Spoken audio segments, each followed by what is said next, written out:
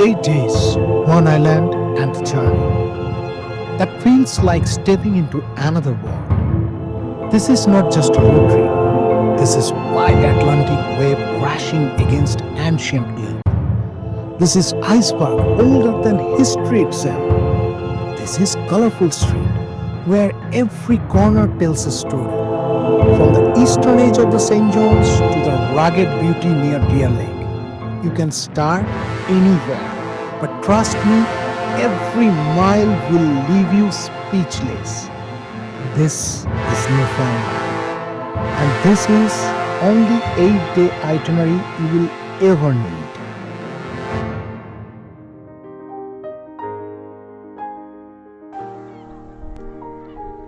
Okay, it is officially 4:45 a.m. My flight landed at 2 a.m. after a massive delay.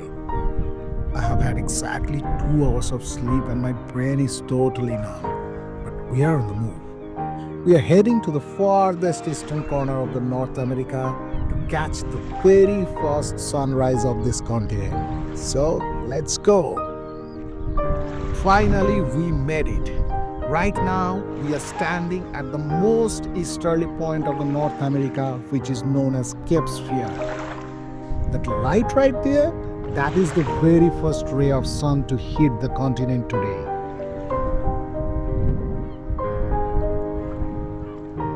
This is the oldest surviving lighthouse in Newfoundland, built in 1836. Back in 1845, a sailor named James Cantwell rescued a Dutch prince from the thickest fog you can imagine. As a reward, the prince made him the light keeper here. His family ended up keeping the light burning for 6 generations, which is almost 150 years.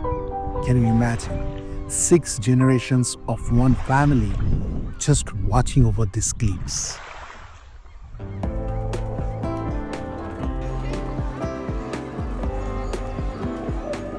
Now that the sun is up, we are heading into the heart of the downtown. Look at the jelly bean room. These houses are legendary. They say they were painted like this so fishermen could find their way home through the fog. Whether that's true or not, these colors are exactly the shot of energy I need after a night with no sleep. It's like walking through a box of crayons.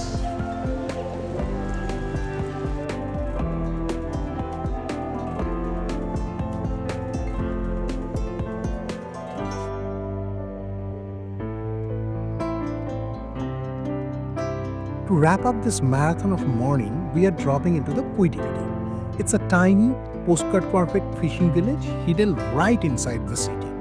It feels like a movie set. Walking the docks, watching the boats, come in the perfect way to ground ourselves after that epic sunrise.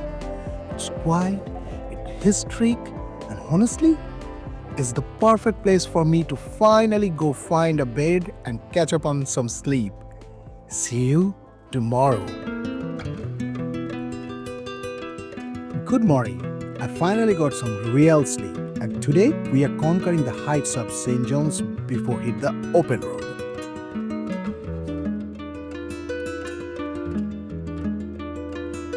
Welcome to Signal Hill.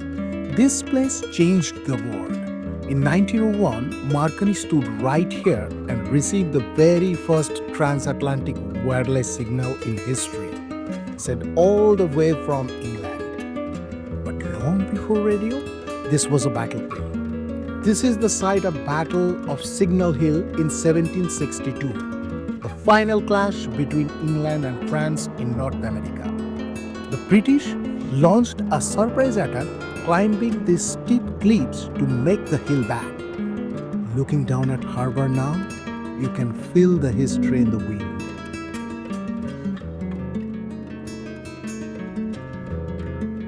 Before we leave the city, we have to fuel up.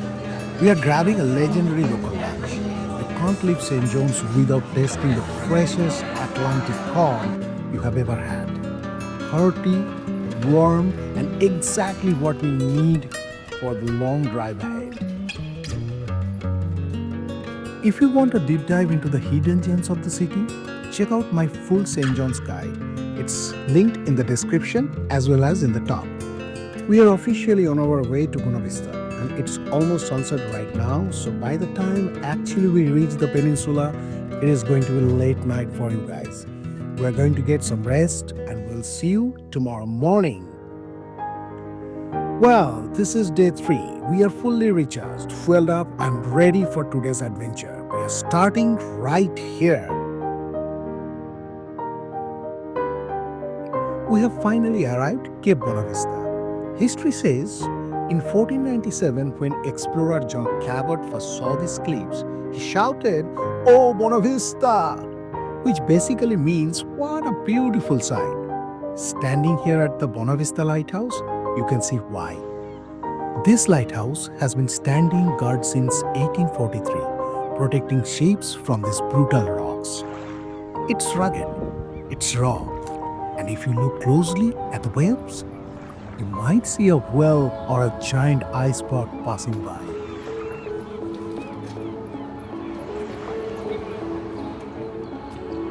Just down the road in the Dangian Provincial Park, look at this.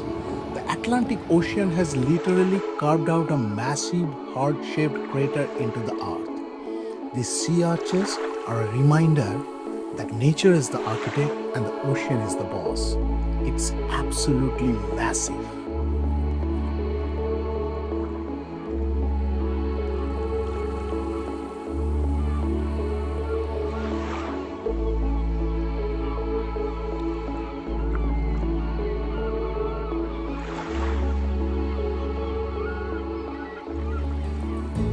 Now, for the main event, we are in Elliston, the puffin capital of the world. This is one of the best places on the earth to see the Atlantic puffins. They are like little sea parrots, clumsy on the land but incredible in the water. Check this out. They actually mate for life and return to the same burrow every single year. Watching them struggle to the land in the Newfoundland Queen is the funniest thing you will see all day. These are small, they are colorful, and they are 100% star of the show.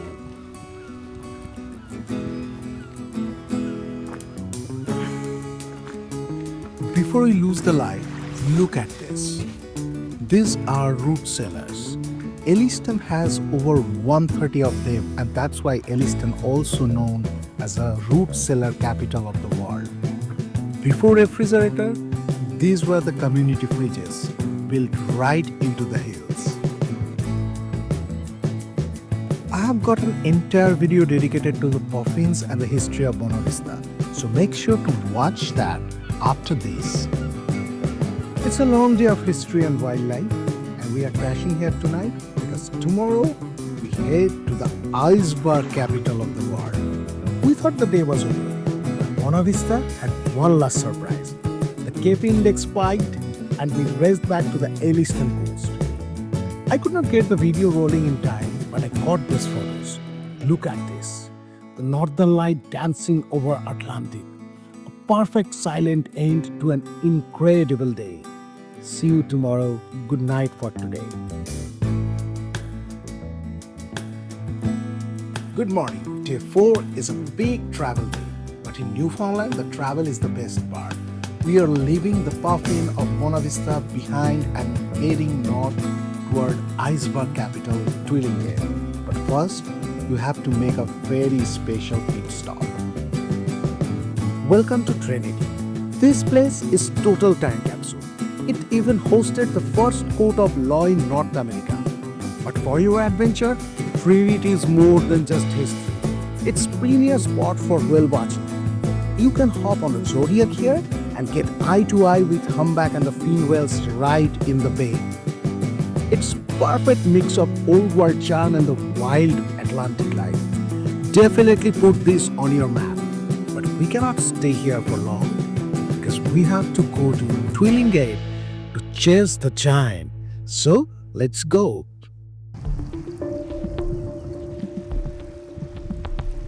Trinity was incredible, but now we are pushing for the Iceberg Capital.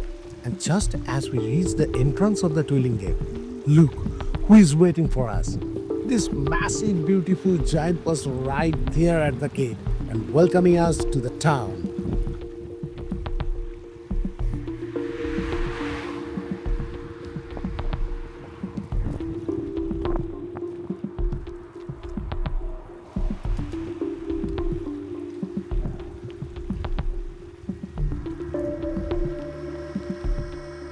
We finally rolled into our hotel pretty late, exhausted but happy.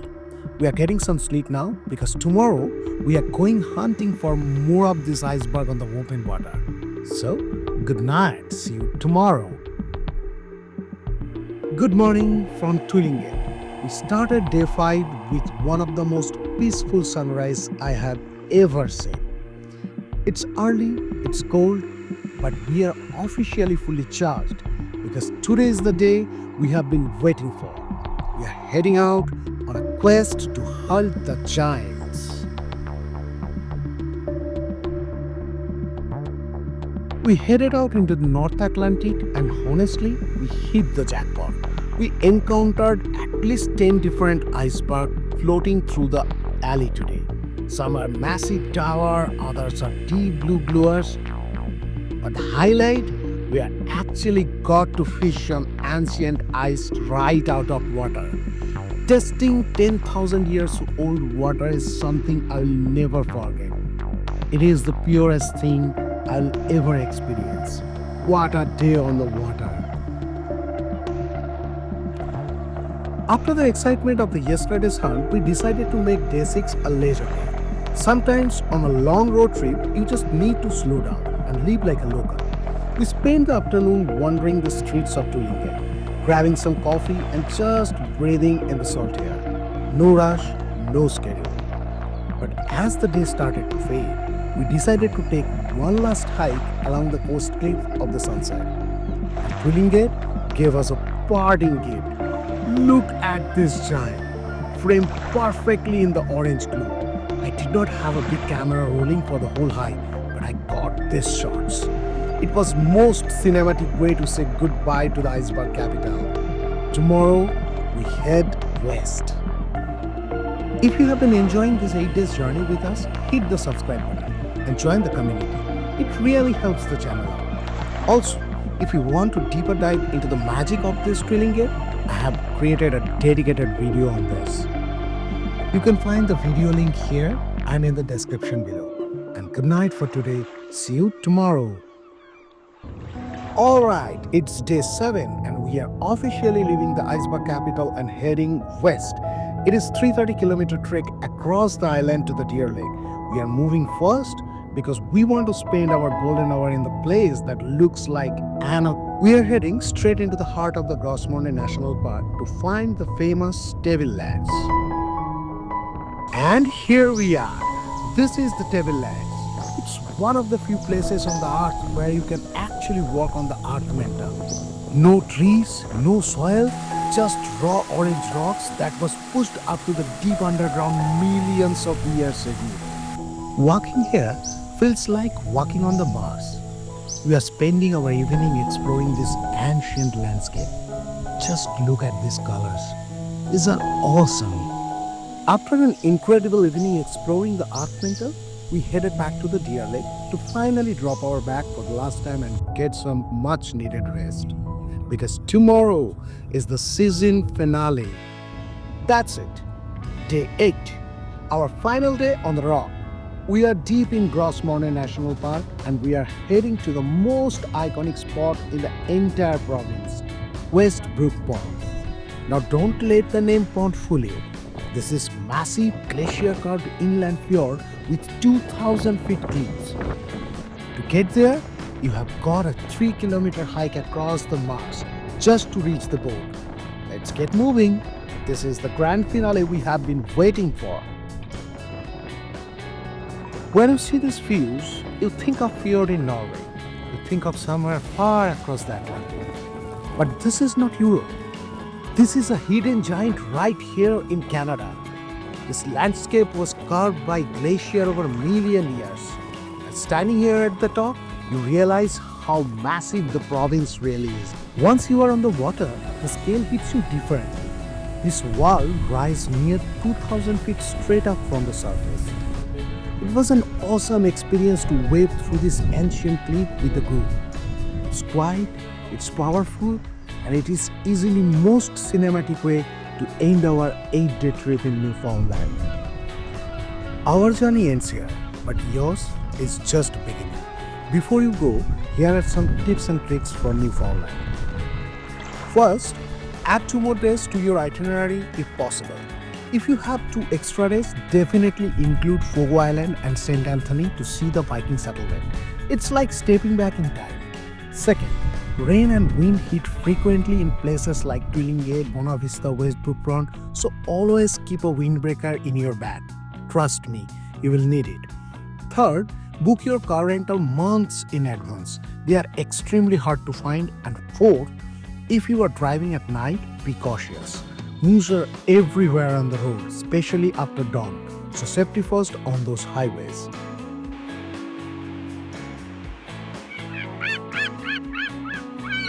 Also, if you want a full breakdown of the camera and the gadget I have used to film this entire cinematic vlog, let me know in the comment. I will make a dedicated gear video for you guys if there is enough interest.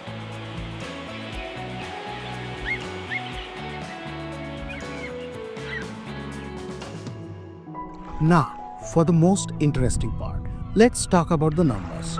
Now on the screen here you can see some figures. Keep in mind these are based on the peak season, roughly from May to August. So the price might vary depending on when you go. These are also the cost per person, but here is how you can make this trip much more affordable. First, car rental and the gas are the biggest expense you will face on the rock. But if you are traveling with your friends and families, then you can split those costs across 4 or 5 people and save a ton of the money right there. Second, try to stay in Airbnb. Having a kitchen allows you to cook your own meals, at least for dinner or lunch, which really helps the budget. But definitely try the local food. You haven't truly experienced the Newfoundland until you get some local caught fish. Newfoundland is wild, beautiful world of its own. I hope this guide helps you to plan your own adventure. If you enjoyed this journey, please hit the subscribe button so you don't miss the next video. And if you have any queries regarding the Newfoundland tips, let me know in the comment box. I'll definitely reply back. Thanks for watching, and I'll see you in the next one. By then, peace.